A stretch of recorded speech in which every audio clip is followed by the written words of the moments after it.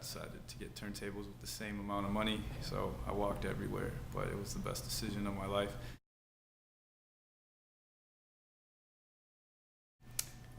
My name's DJ RTC, which stands for Roosevelt Treasure Chest.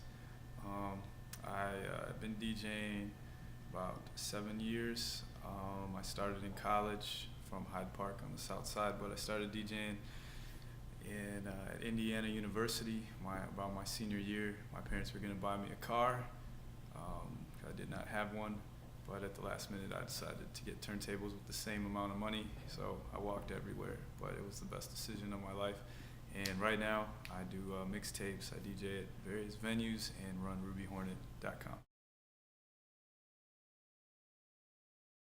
I think that a lot of DJs right now are just, in general, don't necessarily want to be categorized as hip-hop DJs or any one kind of DJ, especially in Chicago right now. Like, dance music is kind of big, and you do see a lot of people that have been DJing just obviously since Serato came out, and they kind of maybe battle for respect. I think when I think of like a hip-hop DJ, I think of someone that it's not just about like playing hip-hop music, but digging, doing knowledge, having like turntable skills. Like hip-hop DJs in Chicago that I would think of is like someone like Timbuktu can rock a party, and he knows how to actually DJ, like the technique.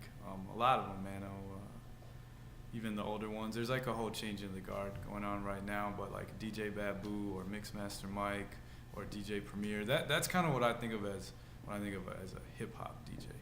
And those are people that I put myself, I look to gauge kind of what I'm doing. We strive at home, I ride on chrome. Knock, knock, who's there? Killer Cam, hustler, prime, the gorilla, true, up my chinchilla, boo. You ever dealt with a dealer? Well, hit the deal, ma. We going to the dealer, boo. Look the ceiling, no ceiling, I don't need a roof. Act up, get out, I don't need the poof. Be going damn tough like that. Niggas still doing puff, pass. Pull that truck up fast, and I tell them,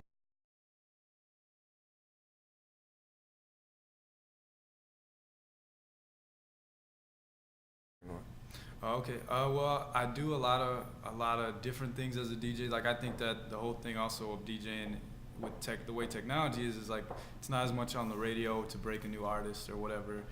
A DJ's realm and doing that kind of role of breaking new artists and talking to people is done kind of online. So like I see Ruby Hornet as an extension of me as a DJ, the way that I'm able to get new music and profile new artists and put it up on the web, and then also making connections happen, working with artists, being in the studio with them, and making a connection between two artists that I work with. So that's one way, but specifically like DJing wise, I put out a mixtape with GLC called GLC and RTC, similar to the letters.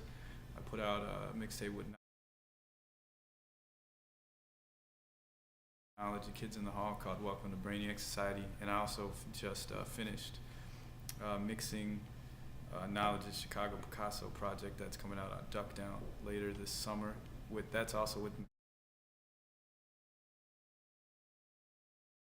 Timbuktu, and I think Mick Boogie is getting involved, but that has a lot of people on it.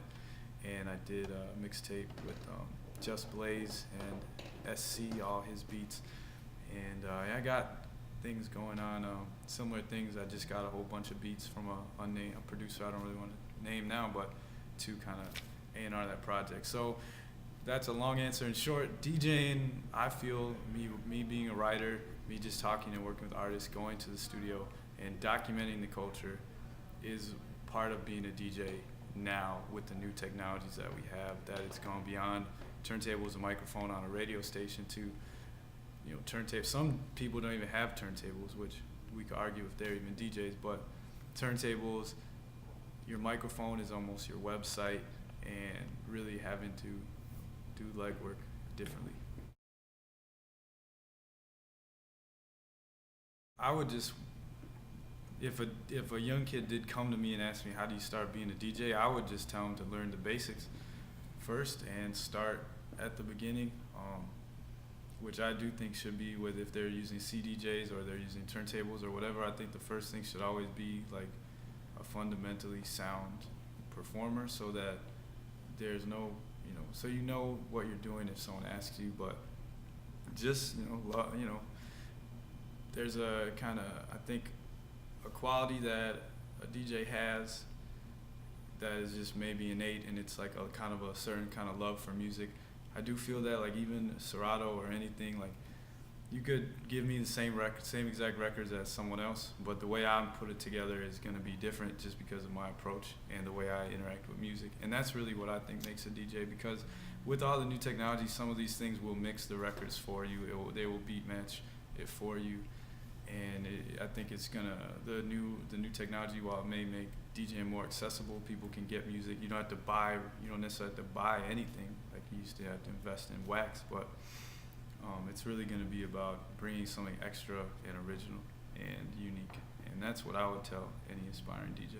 Okay. And then the last thing is to just take baby steps. I think that's the thing that may annoy me the most, is that people may start DJing, a month ago, and they already want to really, do gigs and things like that. And that's, I just think there should be some putting on the brakes and really perfecting it in your bedroom first. Not enough DJs are staying in their bedroom for the practice runs. That's, I think, really good. 3 months in a bedroom should be required, maybe 6.